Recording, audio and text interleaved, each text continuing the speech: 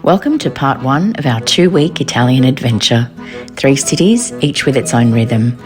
Venice welcomed us by boat, an entrance as cinematic as the city itself. Bologna revved our senses with silky Parmigiano, aged balsamic and the seductive growl of a Lamborghini engine. And in Verona, we found romance under the stars at the open-air opera.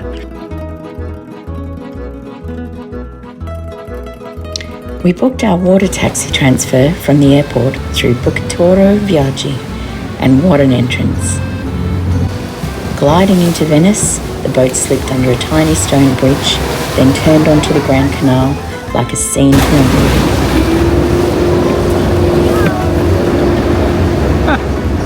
Grand Canal. Santa Lucia. Grazie.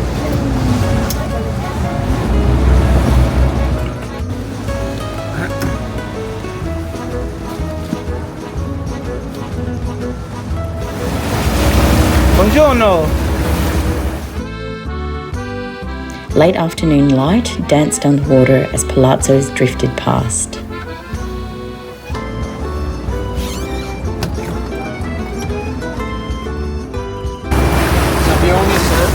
Thank you.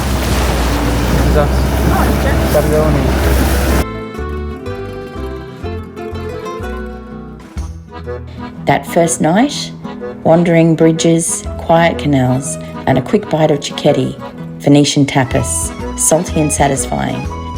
Our final morning in Venice started early, with a cornetto and coffee from a local bar, the kind where everyone stands, chats, and fuels up for the day. First stop, the rooftop of Fondaco dei Tedeschi. It's free to visit, but you'll need to book ahead, and trust us, it's absolutely worth it. With only about 30 people allowed at a time, it felt like we had Venice to ourselves. A full 360-degree view, terracotta rooftops, winding canals, and church spires piercing the sky. Absolutely to die for. From there, we grabbed a quick bite and a limoncello spritz before wandering into the iconic St. Mark's Square. Ciao! Here we are at Piazza San Marco. Surrounded by the grandeur of St. Mark's Basilica, the Campanile towering above, and the Doge's Palace just steps away. It's one of the most breathtaking public spaces in Europe. Crowded? Yes, but timeless.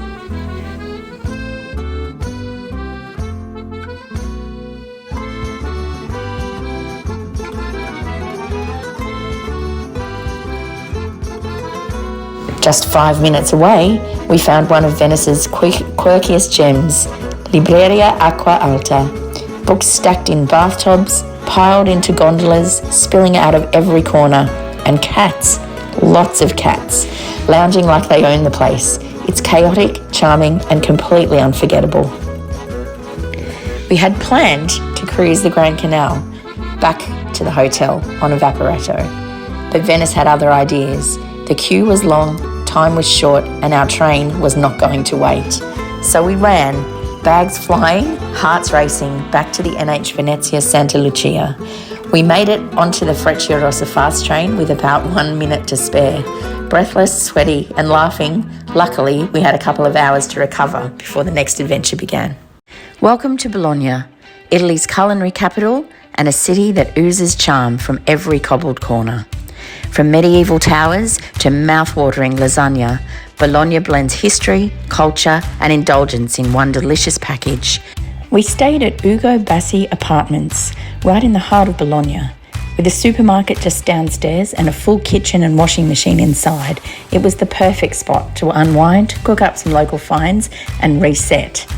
3 generations, one tiny shop, and the richest, most comforting lasagna in Bologna. Welcome to Pasta Frescanaldi. So we actually bought the lasagna from a takeaway, but you're allowed to come and sit at the local bar to eat your lunch and just have to buy a drink. The famous lasagna. Oh, mamma mia! Molto bueno. Delicious. Artisanal, handmade, and straight from the heart, this tiny gelateria proves that gelato is a craft, not just a craving.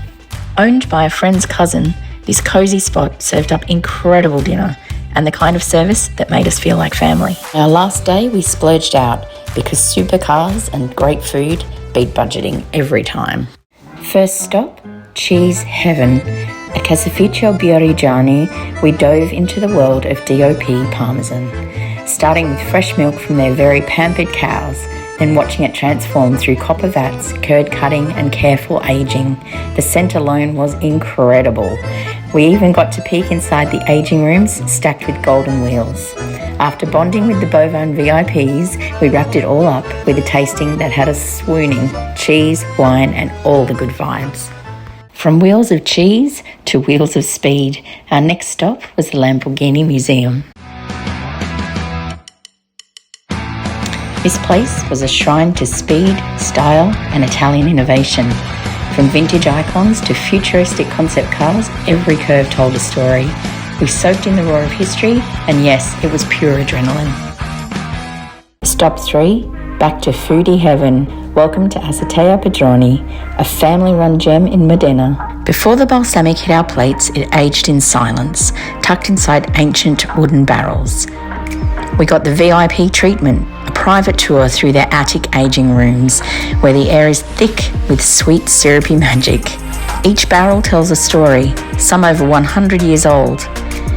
We tasted vinegar straight from the bottle, from young and zesty to the velvety 25-year reserve.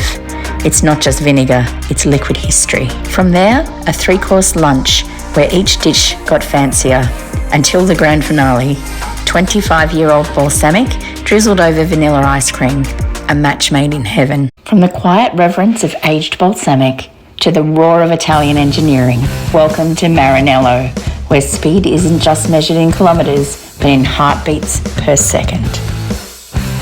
This is the birthplace of dreams on wheels. The Ferrari Museum isn't just a tribute to horsepower, it's a shrine to obsession, precision, and the unmistakable sound of ambition. Inside, every curve tells a story, from Enzo Ferrari's earliest sketches to Formula One legends that blurred the line between man and machine. This place pulses with legacy. While Jason was admiring the cars, I was quietly plotting something a little more immersive. The full Formula One simulator, cockpit, track and all.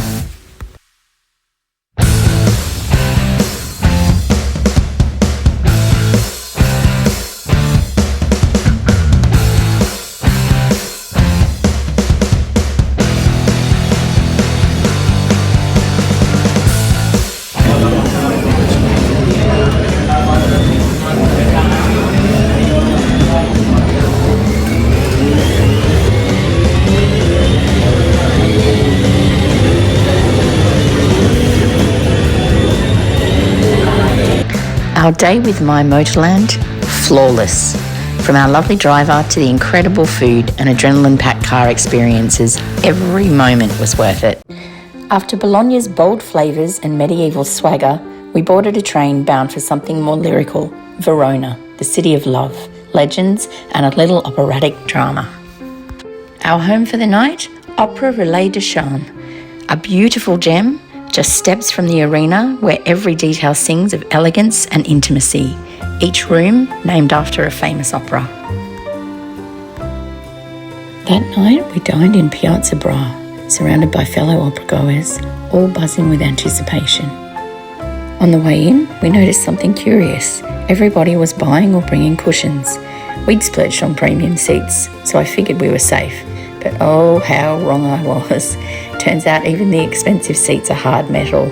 Beautifully historic, yes, but after 3 hours of Rossini, our backs were begging for mercy. We had a little delay starting. Rain swept through the piazza like a dramatic overture, but no one left. We waited, hearts hopeful that the performance would continue. And then, as if on cue, the skies cleared, the lights rose, and Figaro burst onto the stage with all his mischievous charm. The Barber of Seville had begun.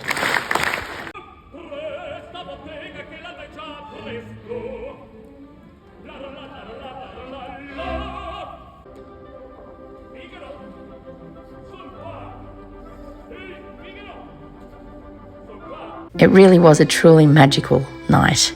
Laughter echoing through the ancient stone, music soaring into the stars. Even a little rain couldn't dampen the magic.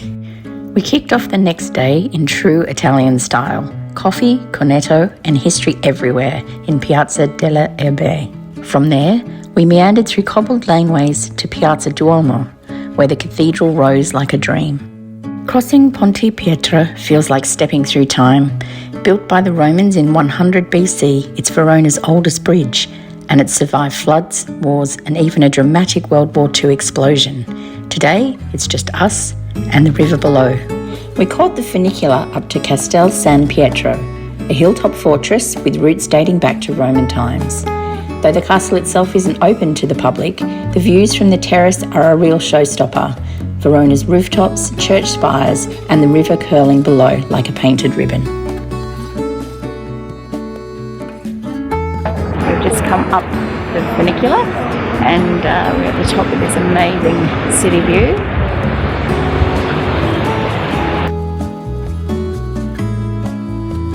Then back down, of course, for a quick lunch. Our final stop, a little Shakespearean sightseeing.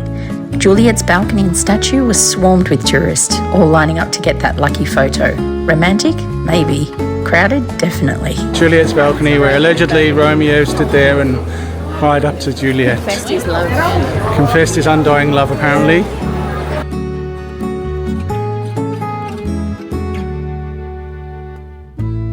We finished the day with a mandatory spritz because in Verona it's practically a civic duty.